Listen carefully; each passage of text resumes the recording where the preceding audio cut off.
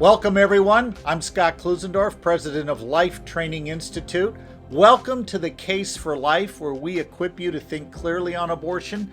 This last week, there was an event that has a lot of pro-life lay people talking. There's a lot of buzz about it. There were two pro-life leaders that went on a secular podcast with a pro-abortion host.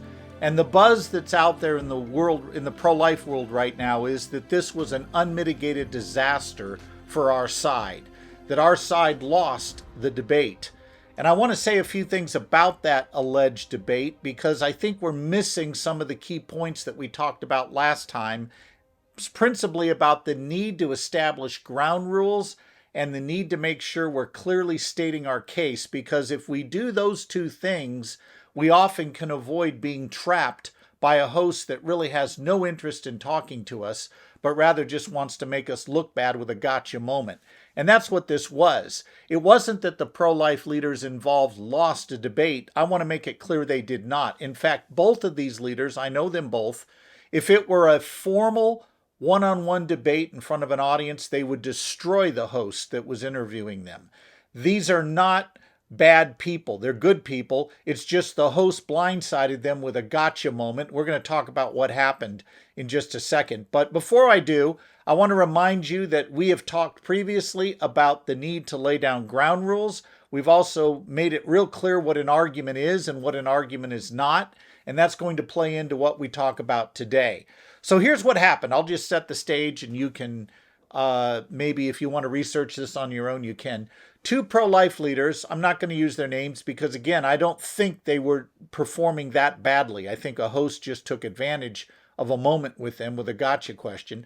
Two pro-life leaders were discussing abortion with this popular podcaster, and he basically threw out all kinds of junk that never really established his own case. Rather, he was just trying to set them up to trap them. And among the things he did, for example, is he talked about there can be no such thing as a person until that person is conscious, until they have self-awareness over time, they see themselves existing in an environment, and yada, yada, yada. And the problem, of course, is he never told us why those traits matter in the first place. He just asserted it. He just made it as an assertion that consciousness is what gives you a right not to be killed. Now that right out of the gate made it very clear to me that this guy was not presenting a formal argument. He was just making all kinds of assertions and then trying to shift the burden of proof on my two colleagues and put them in the chopping block, when in reality, he was the one making all kinds of unfounded claims. And if I were sitting there, and not to second guess my colleagues and friends here, because again, in a formal debate, they would have handled this guy without any trouble. It's only because it was a media interaction that he got away with it, because he controlled the mic. But when he started asserting that consciousness is what gives us value, I would have looked at him and said, how conscious do I have to be not to be killed? He owes me an answer to that question. In other words, why is consciousness value giving in the first place? Is it actual consciousness that matters? That means you can kill me when I'm sleeping. Does it mean having the immediately exercisable capacity for consciousness? Well, that means you can't kill me while I'm sleeping, but you can kill me if I'm under anesthesia for surgery. Or does he mean simply having a nature from which consciousness arises? Well, if that's the case, I'm protected when I'm sleeping and I'm protected when I'm having surgery. But that would also protect the fetus and the unborn at all stages of development, because the unborn from the very beginning has a rational nature just like you and I, and it's from that rational nature that consciousness springs. So the guy did not define his terms. He did not go into any detail about why we should believe his assertions. But here was the gotcha moment that he threw at my two colleagues. He basically said to them, and I'm going to paraphrase here, if you really believe abortion is killing, are you willing to prosecute women, put them in jail as it is, put them in prison, and basically try them for murder? And he said, I want a yes or no answer. No nuance allowed here. And he thought that by getting them over the horns of a dilemma, A, they either have to say we want women prosecuted, which makes the host look like he scored points against the guests, because the points then look like they are people who hate women, Or they say, no, we don't want to prosecute women. And he says, well, that makes you inconsistent then. There goes your whole argument. Really? How does it follow that because you're inconsistent in applying your ethic, that your argument itself was a bad one? For example, suppose I believe that there is murder going on right now in the Ukraine, that Soviet forces are committing acts of atrocity. And let's say I state that, and somebody comes to me and says, well, are you willing to go pick up a gun and go stop it? If you really believe that's murder, why aren't you going and stopping it? There goes your whole case against the war in the Ukraine.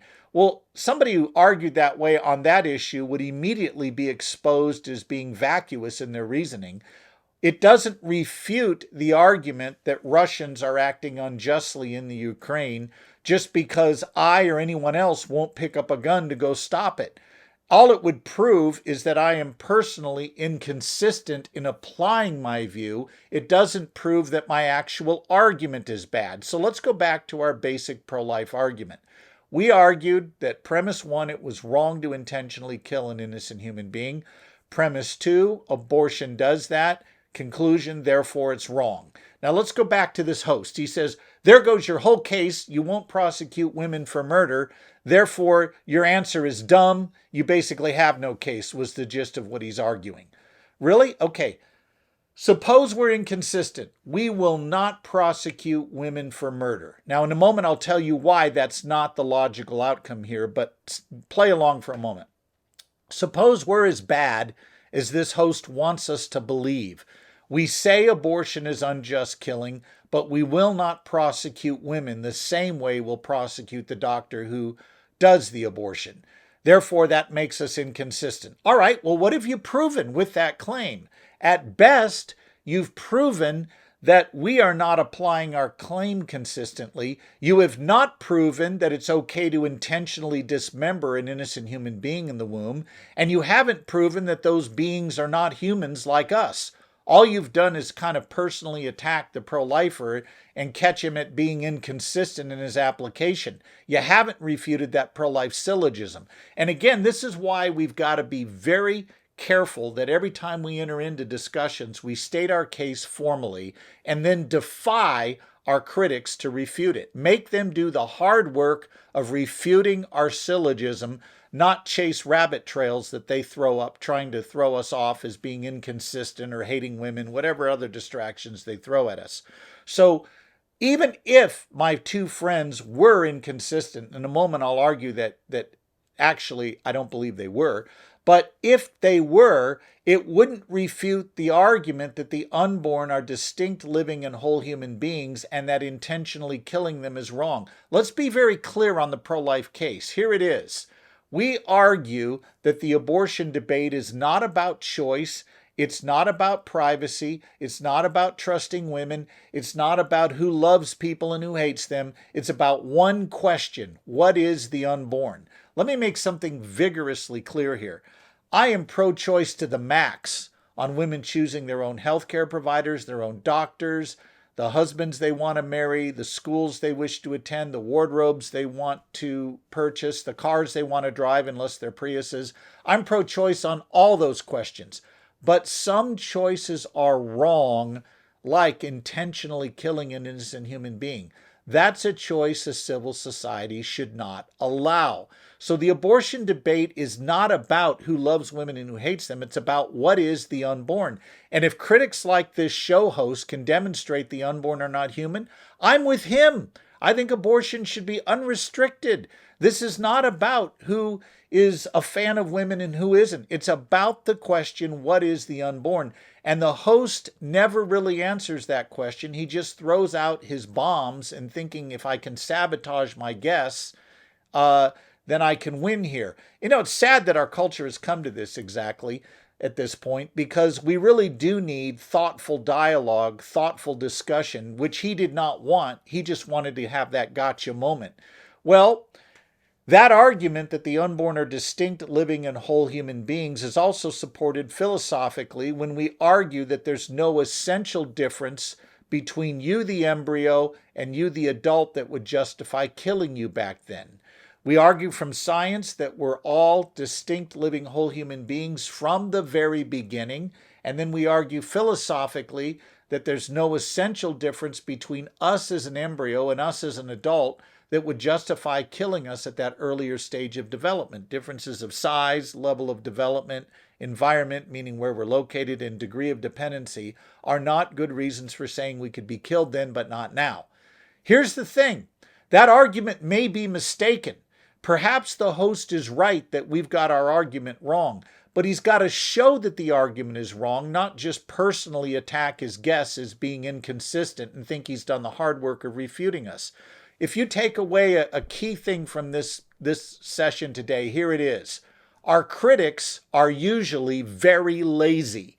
They are lazy in that they don't want to do the hard work of refuting our syllogism. They want to call you out for some personal trait they don't like. You're inconsistent. You hate women. You're just imposing your religious views. All right, maybe I'm doing all those things and worse. Maybe I'm the world's worst person. A bad person can still have a good argument. They've got to do the work of refuting your case, and the host didn't do this in this case, and they certainly don't do it in the majority of encounters I have with critics. They simply launch their attack and think if I can make you look bad personally, I've carried the day. And that's simply a lazy way to think and approach thoughtful issues. So going back to what happened on the show, he accused them that because they would not say that they would prosecute women, although one of the hosts did actually, but I should say one of the guests did. The one guest said she would, the other said she would not. And let me try to unpack what's going on here and maybe give a more nuanced reply to that charge that he put on them that might help clarify here. But let's say that they are unwilling to prosecute women. They're unwilling for any woman to face legal prosecution.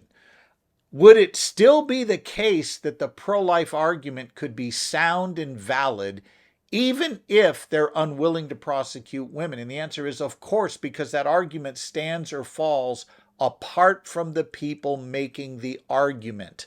You've got to judge the argument on its merits. It's not enough to say, oh, you're inconsistent, there goes your whole case. All right, now what about this idea that if we don't prosecute women, we're somehow inconsistent? Here's what I would say if I were put on a show. I'd say something like this. The host comes at me and says, oh, so you think abortion is killing, it's unjust killing. Are you willing to prosecute women who have abortions? And my answer would go something like this. What's wrong with a law that says you can't intentionally kill innocent human beings, and if you do, there will be consequences? And the answer, of course, is there's nothing wrong with a law that says that. But here's the rub. As to what those consequences will be is going to be turned on a number of factors, and let me give you a few of those factors. Number one, in order to prove criminal conspiracy with the woman conspiring with the doctor to kill the child in such a way that we charge her the same way we charge him with a crime, you're going to have to prove what's known as a meeting of the minds. In other words, the prosecution is going to have to prove that the woman's knowledge of the act was identically matched to the abortionist's knowledge of the act. That threshold is nearly impossible to reach. And pro-life lawmakers have known this for years, even before abortion became legal in this country, which is why they didn't propose the same punishment for the woman as they do the doctor performing the abortion. Let me give you just some examples of this. In his book, Abortion Practice, Warren Hearn, the leading abortionist in the world, arguably, argues that when you do a D&E dismemberment abortion, you want to use ultrasound, but it should be visible to the operator, not the woman. He also says you should use a Doppler device to measure fetal heart rate, but that should be inaudible to the mother who's aborting and only audible to the clinician who's doing the abortion. Clearly, the woman does not know exactly what the doctor knows. The doctor sees the sonogram image. He sees the dismembered parts that he removes, that he then assembles in a tray outside the womb to make sure he's got everything out. The woman doesn't have knowledge of that, and therefore, a sharp defense attorney would easily be able to demonstrate there was not a meeting of the minds. It's true the doctor and the woman meet in the sense that they agree to the procedure, but the meeting of the minds parallel breaks down after that. Then there's another thing, and I thought the pro-life advocate on this particular podcast made a fair point that was dismissed as simply dumb by the host, but it's actually not dumb. For over 50 years, women in this culture have been told abortion is a positive good. It's good for you to get one. The media has reinforced this. The legal system has reinforced this. The Supreme Court has reinforced it. The medical profession has reinforced it, and sadly, some of our more liberal pulpits have reinforced this. Everywhere you turn, women have been told abortion is a positive good. And now, all of a sudden, right now, we're going to say, no, it's not. And by the way, you're going to be prosecuted for murder if you have an abortion. There's no jury in the country, no DA in the country that's going to say to a woman that now goes to a state where abortion's illegal, that they're going to step up and say, let's just prosecute her full force for murder when she's in a context of 50 years of abortion's permissibility. It's not unreasonable to say we should have a more gradient approach to how we deal with legal prosecution, that you can't just go from, hey, abortion's great, have as many as you want, to, by the way, you're now committing murder and we're going to throw you in prison for life. There seems to be some cultural education that needs to be happening. And you can pass a law that says abortion's murder and we're going to prosecute you that way, but it doesn't follow DAs are going to enforce it that way, and it doesn't follow juries are going to be willing to convict that way. So pro-lifers have said, wait a minute, let's definitely have consequences, but what those consequences should be a gradient approach that deals with the culture coming to see more and more that abortion is unjust killing. And for millions of our fellow citizens, they've been reinforced to believe it's not that. So juries have erred on the side of mercy. You know, it's ironic, this host, who has been one of those who has told women that abortion's a positive good, now gets mad at pro-lifers who want to show some leniency and mercy here, as if somehow that just makes them the worst people on the planet, when he's been part of the reason why they think abortion is good. Silly thinking here, but that's where he was. Another reason why juries, or I should say why pro-lifers have proposed more lenient penalties for the mother than the doctor, has to do with they need the woman's testimony to convict the doctor. And their belief is if we cut abortion off at the source, then we're going to do better at saving lives than we will if we punish individual women. And that's not an unreasonable thing to take into fact and consideration. Think about the war on drugs. We have many cases where, for example, we punish the drug dealer more severely than we do the end user. Think of a guy who's caught with a couple of kilos of pot, and he gets arrested and he is caught smoking a joint. And imagine if we just threw the book at him and just let him rot in prison for years, and we didn't even bother to try to go after the source, or our case against the source ended up crumbling because we couldn't use the guy that we did catch. We couldn't use his testimony to convict the drug lord. Well, we would all understand why that wasn't a very prudent thing to do. Prudence could say, hey, listen, we're going to go after the source more severely than we are the end user. And that same argument could apply here, especially when you think about this against the backdrop of 50 years of abortion being promoted as a positive good. So what these pro-life leaders were saying on this podcast was not unreasonable. And if the host had been willing to intelligently engage them, they could have explained their position in more detail, but he did not give them a chance to do this. And again, in a formal debate, both of these pro-life leaders would have destroyed this host because they would have had time to make their own case, and they would have forced him to present his, which he never bothered to do.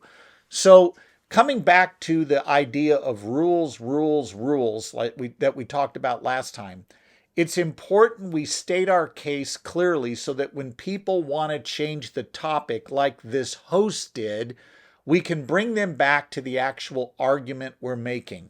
It is wrong to intentionally kill an innocent human being. Abortion does that, therefore it's wrong. And by the way, while we're at it, The science of embryology is clear that you're a distinct, living, and whole human being from the beginning, and there's no essential difference between you, the embryo, and you, the adult, that justifies killing you at that earlier stage of development. Our host has to refute that argument. And by stating it clearly up front, you can always come back to it and say, time out, you're changing the topic on me. Maybe I am the worst person in the world because I don't want to prosecute women for murder right now, but it doesn't follow that you've refuted my argument that abortion unjustly takes the life of an innocent human being. Got to keep the main thing the main thing. And we're going to keep hammering that theme and coming back to it again and again on this podcast. But for now, I think it's important for us to stay focused on 3 key words we gave you the first session: syllogism, syllogism, syllogism. Don't forget your syllogism. Stay tethered to it, and you'll be able to keep people focused on what really matters in this debate.